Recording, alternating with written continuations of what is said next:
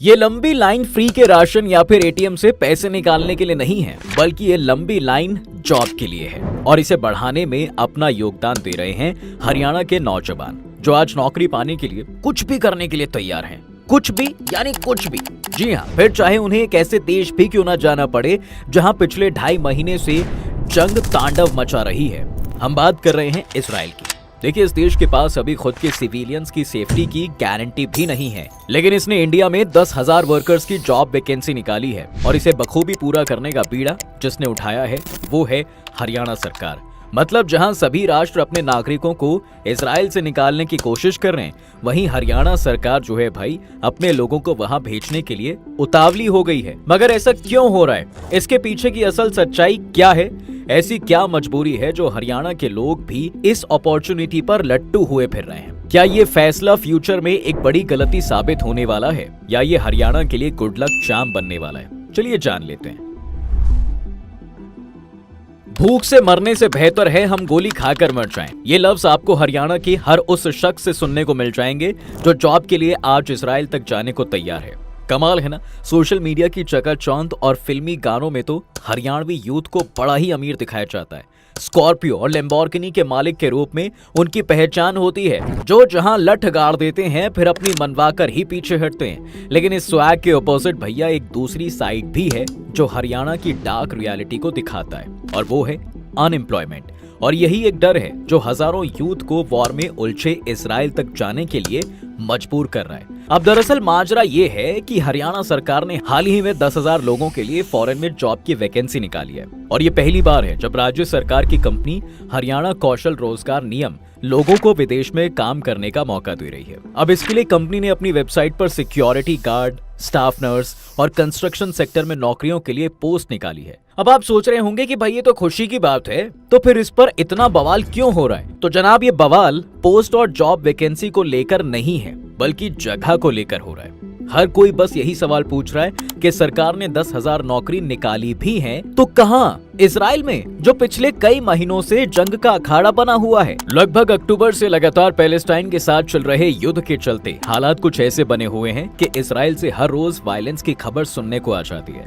और ऐसे में जरा सोच कर देखिए, भारतीय वहां जाकर काम करें तो उनके साथ क्या होगा? आखिर उनकी सेफ्टी का क्या कोई मोल नहीं है? अब इन सभी सवालों से जहां एक तरफ खट्टर सरकार को घेरा जा रहा है, वहीं इजराइल को इंडियंस वर्कर्स की क्या जरूरत पड़ रही है?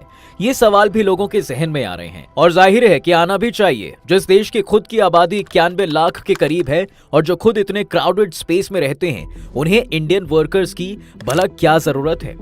अब इसका जवाब इजराइल ये देता है कि भाई वॉर से पहले लाखों की तादाद में पैलेस्टीनियन इजराइल में वर्क करते थे, लेकिन जब जंग ने सब कुछ बदल कर रख दिया तो आलम यह है कि इजराइल में काम करने वाले फिलिस्तीनियों के वर्क परमिट रद्द हो गए हैं, और इससे इजराइल को मैन पावर की कमी का सामना करना पड़ रहा है। अनुमान के मुताबिक इजराइल को करीब 1 लाख कामगारों की जरूरत है, जिसे पूरा करने के लिए वो भारत की तरफ देख रहा है। और इसी जरूरत को पूरा करने के लिए ये जिम्मा जो है हरियाणा सरकार ने उठाया है। तभी तो भाई हरियाणा कौशल रोजगार नियम के तहत उसने हरियाणा, पंजाब और राजस्थान से जॉब एप्लीकेशन एक्सेप्ट करनी शुरू कर दी है। अब एक तरफ जहां अनएम्प्लॉयड स्टूडेंट इसे एक गोल्डन अपॉर्चुनिटी की तरह देख रहे हैं, तो वहीं 10,000 पदों पर आवेदन करने वाले हरियाणवी स्टूडेंट्स की संख्या लाखों में है। जी हाँ, लाखों में। और जानते हैं काम क्या है?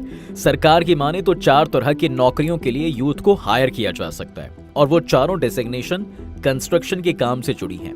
इसमें framework, shuttering carpenter, iron bending, ceramic tile और प्लास्टरिंग के काम के लिए लोगों को स्पेशली हायर किया जा रहा है। खास बात यह है कि नौकरियों को पाने के लिए भी आदमी के पास कम से कम 3 साल का एक्सपीरियंस और 10वीं तक की पढ़ाई होनी जरूरी है। इसके अलावा उम्र की सीमा को 25 से 45 साल रखा गया है, यानी कि अगर आप इन कंडीशंस पर सिलेक्ट हो गए तो ज्यादा से ज्यादा 5 साल तक आप इजराइल में काम कर पाओगे, और हर साल आपके वर्क वीजा को बढ़ाया भी जाएगा। लेकिन ये सब तो तब होगा ना जब आप इतने सालों तक सेफली रह पाए। जाहिर सी बात है भैया कि जिस तरह से इजराइल वॉर के चलते दिन ब दिन देश दुनिया का रुख बदल रहा है, उस तरह से वहां जाना किसी के लिए भी खतरे से खाली नहीं है। लेकिन फिर भी सरकार इन जॉब ओपनिंग्स को निकाल रही है। बस इसी बात को लेकर अपोजिशन पार्टी भी सरकार से जवाब मांग रही है। खुद हरियाणा के फॉर्मर सीएम भूपेंद्र सिंह हुड्डा ये कहने में भी नहीं चूक रहे हैं कि ऐसा लग रहा है मानो हरियाणा में नौकरियां परचून की दुकान की भांति बिक रही हैं। ऊपर से युवाओं को बिना किसी इंश्योरेंस के वहां भेजा जा रहा है। खैर, अगर भेजना है तो अमेरिका भेजें, इजराइल जैसे वॉर जोन इलाके में ही क्यों।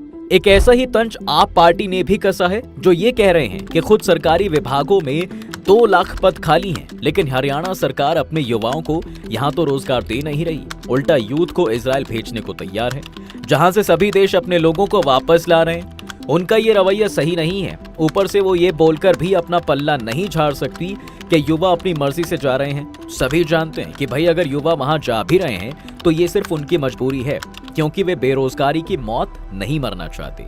अब ऐसे में आलम ये बताता है दोस्तों कि ये सरकार लोगों को रोजगार देने में पूरी तरह से विफल रही है। नहीं तो हरियाणवी यूथ इस ठंड में अपना घर बार छोड़कर इजराइल जाने की बात नहीं करते। ओपोजिशन की इन खरी खोटियों के बीच हरियाणा गवर्नमेंट इसका ये जवाब देती है कि अभी तक ऐसे कई मामले देखे जा चुके हैं जहां नौकरी के तलाश में फॉरेन जाने वाले हरियाणवी यूथ गलत तरीके का इस्तेमाल करती है। डंकी मारकर वो विदेश जाते हैं और इस तरह से फॉरेन जाने की चाह में उनका पाला ऐसे लोगों से पड़ जाता है जो उन्हें ठगने का कोई भी मौका नहीं छोड़ते। बस अब हरियाणा पुलिस ऐसे ही ठगों पर शिकंजा भी कस रही है और साथ ही साथ ऐसे मौके भी इंट्रोड्यूस कर रही है जिससे लीगल तरीके से यूथ को फॉरेन जाने का मौका मिले और युवाओं को ठगे जाने की संभावना कम हो जाए। जाहिर है इसमें उनको सेफली पहुंचने और सही जगह पर काम करने के चांसेस बढ़ जाएंगे। इसके अलावा सरकार का ये भी कहना है कि हरियाणा कौशल रोजगार निगम इन्होंने विदेश भेजने के लिए जरूरी लाइसेंस लेने का प्रोसेस शुरू कर दिया है। जैसे ही लाइसेंस मिल जाएगा निगम डिजायर्ड कैंडिडेट को भेजने लग जाएगा। ठगी का भी कोई सीन नहीं होगा। खैर, हरियाणा गवर्नमेंट इस हायरिंग को लेकर अपना पक्ष भले ही क्लियर कर चुकी है, लेकिन हरियाणवी यूथ का भी बढ़ चढ़कर इजराइल जाना ये शो करता है कि आज के दौर में स्टूडेंट्स जॉब के लिए कितने डेस्परेट हैं। आप यकीन नहीं करेंगे कि ग्रेजुएट्स और पोस्ट ग्रेजुएट्स युवा तक एक सिंपल कारपेंटर की जॉब के लिए अप्लाई करने में हेजिटेट नहीं कर रहे हैं। उन्हें बस मतलब है तो भाई बस एक हैंडसम सैलरी से जिसके लिए वो कुछ भी कर सकते हैं, तभी तो वो इजराइल जाने को भी राजी हैं। अब बात करें इजराइल की जॉब रिक्वायरमेंट्स की, तो वहां जॉब करने वाले आदमी को दिन में 9 घंटे और महीने में 26 दिन काम करना होगा, यानी आपका सैटरडे ऑफ नहीं होगा। और अगर आपको काम से अगर छुट्टी लेनी है तो वो इजरायली लेबर कानूनों के तहत वहाँ की कंपनी ही अप्रूव करेगी। आपके वर्क से रिलेटेड मेजर फैसले भी वहाँ की कंपनी ही लेगी। और बात करें सैलरी की, तो नौकरी करने वाले आदमी को हर महीने 6100 इजरायली न्यू शेकेल करेंसी मिलेगी, जो भारतीय रुपये के हिसाब से करीब 1,38,000 रुपए बनती है। अब इसके अलावा पर्क्स एंड बेनिफिट्स के नाम पर आपको मेडिकल इंश्योरेंस और रेजिडेंशियल की फैसिलिटी भी मिलेगी, लेकिन मेडिकल इंश्योरेंस के लिए करीब 3,000 और रहने के करीब 10,000 रुपये वर्कर को अपनी जेब से देना होगा। इसके अलावा आपका खाना पीना और पर्सनल एक्सपेंस का इंतजाम भी आपको खुद से ही करना होगा। यहाँ एक सबसे इम्पोर्टेंट क्लॉज ये है कि इजराइल में काम करने वाले आदमी को हर महीने मिलने वाला पैसा उसके बैंक अकाउंट में बाद में क्रेडिट होगा, और बाद में यानी तब जब प्रोजेक्ट खत्म हो जाएगा, और इस पैसे को वो इंटरेस्ट के साथ तब निकाल पाएगा जब वो इजराइल को छोड़ देगा। मतलब काम करते हुए भी आपके हाथ कुछ नहीं आने वाला भाई। अगर आपका प्रोजेक्ट 6 साल का है तो 6 साल बाद भारत आने के बाद आपको वो पैसा मिलेगा। ये तो ऐसा है कि जैसे हर महीने काम करने के बाद भी आपको पैसा नहीं मिलने वाला, और ऊपर से वहां रहने का खर्च भी आपके पेरेंट्स के सर आ जाएगा। लेकिन सोचने वाली बात है कि इतना सब होने के बाद भी स्टूडेंट्स इस पोजीशंस के लिए पागलों की तरह अप्लाई कर रहे हैं, और इसका रीजन है वहां की डीप रूटेड अनएम्प्लॉयमेंट। दरअसल आंकड़े बताते हैं भैया कि जहां पूरे देश में अनएम्प्लॉयमेंट रेट 6.6% है, वहीं हरियाणा में ये रेट 8.8% है। ये आंकड़े शॉकिंग इसलिए भी हैं क्योंकि हरियाणा उन राज्यों में से एक है जिनके पास गुड़गांव जैसी टेक सिटी तो है। माइक्रोसॉफ्ट, लिंक्डइन से लेकर गूगल तक की जैसी बड़ी कंपनीज के हेडक्वार्टर्स इस शहर में देखने को मिलते हैं, लेकिन लोगों के पास फिर भी नौकरी ना होने का एक सीरियस प्रॉब्लम है। खुद फॉर्मर सीएम कई बार कह चुके हैं कि हरियाणा में बेरोजगारी दर रिकॉर्ड तोड़ रही है, और ये काफी दुख की बात है क्योंकि पिछले कई सालों से ये राज्य अनएम्प्लॉयमेंट लिस्ट को टॉप कर रहा है। अब ऐसा इसलिए भी हो रहा है क्योंकि हरियाणा की इकोनॉमी शुरुआत से एग्रीकल्चर बेस्ड रही है भाई। हालांकि ये अब इंडस्ट्रियल बेस्ड भी हो गई है, लेकिन बाहर की कंपनीज में हायर होने वाले एम्प्लॉयज में अदर स्टेट के लोगों का आंकड़ा ज्यादा है। ऐसे में यहाँ के स्टूडेंट्स को अपने ही राज्य में दूसरे स्टेट टैलेंट से कंपटीशन फेस करना पड़ता है। इसके अलावा हरियाणा का एक वर्ग ऐसा भी है जो प्राइवेट इंस्टीट्यूशन में 10,000 की नौकरी करने के बजाय बिजनेस और सरकारी नौकरी की तलाश में रहता है। जहाँ बिजनेस में उन्हें बड़े बड़े प्लेयर से कॉम्पिटिशन मिलता है, वहीं सरकारी नौकरी की भर्तियों के इंतजार में वो अपनी सारी उम्र गुजार देते हैं। लेकिन जॉब अपॉर्चुनिटीज कम होने की वजह भर्तियां कम निकलती हैं और कई सारे युवा बेरोजगार ही रह जाते हैं। आज हरियाणा में जहां एक बड़ी आबादी ग्रेजुएट और पीएचडी होल्डर हैं, वहीं एक सच ये भी है कि उनकी स्किल एबिलिटीज और एजुकेशनल क्वालिटी कुछ खास नहीं है। यानी कुल मिलाकर उनके पास डिग्री तो है भाई, लेकिन स्किल्ड एबिलिटीज ना के बराबर है। और इसके लिए कहीं ना कहीं हमारे एजुकेशनल इंस्टीट्यूशंस ही जिम्मेदार हैं, जो हमें डिग्री तो दे रहे हैं लेकिन जॉब के लिए तैयार नहीं कर पा रहे हैं। तभी तो ग्रेजुएट्स की एक बड़ी संख्या ऐसी है जो पढ़े लिखे होने के बाद भी नौकरी करने लायक नहीं है। प्राइवेट सेक्टर में इनके लिए कोई काम नहीं है या फिर उनके काम का मेहनताना काफी कम है। इसलिए तो जब भी सरकारी नौकरी की एक पोस्ट निकलती है तब उस पर लाखों एप्लीकेशंस देखने को मिलती हैं।